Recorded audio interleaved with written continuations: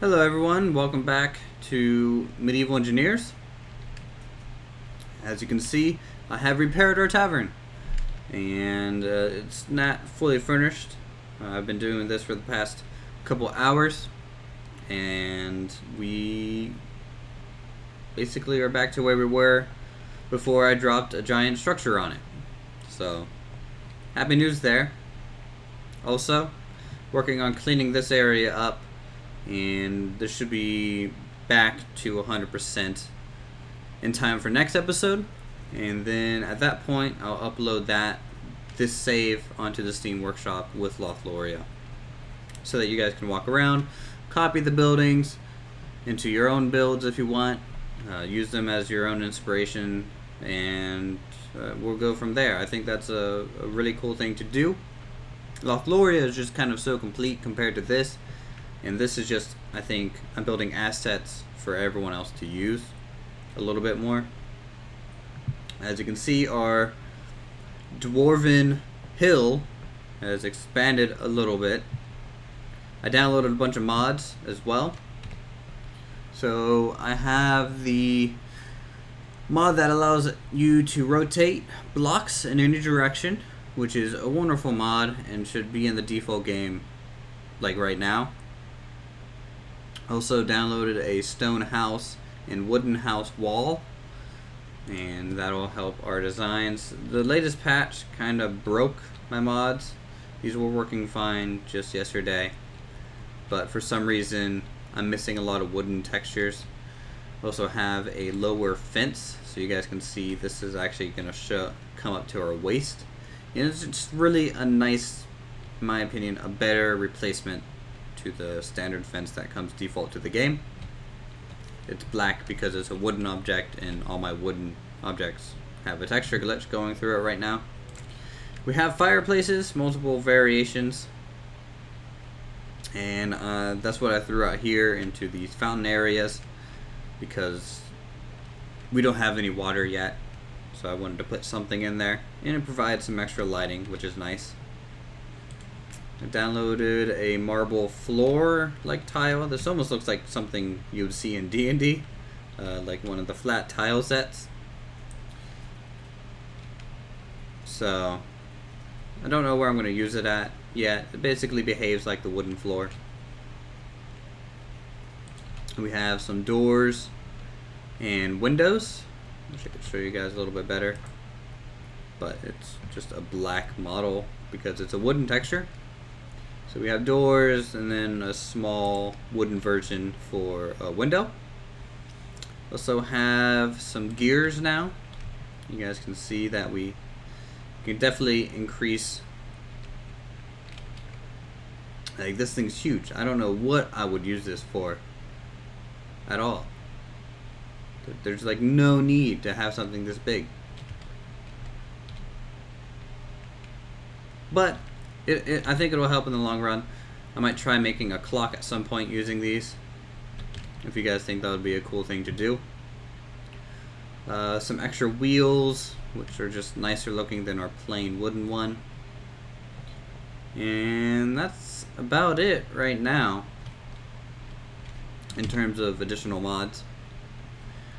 So we'll go ahead and look throughout the Dwarven structure a little bit. I threw in some fireplaces in the upper areas, and this just kind of allows for more lighting, and then, you know, if the texture was working, it would work a little bit better, but it looks a little bit Dwarven, so it makes sense to use, in my opinion. We need to fix this area. Off camera, I added our first wing to the Dwarven structure. The Dwarven structure is just going to have some wings attached to it, so we can kind of experiment on like a Dwarven design, and then we'll leave it at that. So I'm not trying to make a city or anything like that, but this, I'm trying to use these rings kind of overlapping, put flags in them, an upside down battlement to kind of break up this doorway to make it more interesting, sideways doors, roofing at all angles and sizes, And this wing is the blacksmith area. We have a nice, I think, a really nice forge. We have some tools hanging on the wall. That's another mod I had. We have placeable tools now. Some metal kind of in the shape of a anvil. Kind of hope that gets added as a block soon once crafting is added. Extra wood for our forge. Some stone to represent some unused material for weapons. And some back storage here. These side areas would be for pouring molds and something like that. Some loose hammers on the anvils. And then a back table full of just tools that we've supposedly made so far. The upper area is pretty crafted. It's just kind of this dome that I tried to make using doors and stairs, things like that. Upside down sloped battlements to kind of fit in the supporting areas. And that's about it. I'm going to keep this episode a little short. I don't know what I really want to do for the next wing, and I already worked on this for a couple hours. I didn't record because I was bouncing between the inn a lot and in the Dwarven structure, so that would have just been too hectic. And you guys have already seen me build the inn, and so that I just don't think I could have recorded that very well. And this went through a lot of different variations and thought processes to do, so that's just another reason you guys aren't seeing the built version of the blacksmith area. If you guys want to go ahead and let me know the next wing to add on to the Dwarven structure, that'd be great, and I can consider that. Or if you guys want me to just work on a separate structure and get away from what this is for a little bit, you can suggest that as well.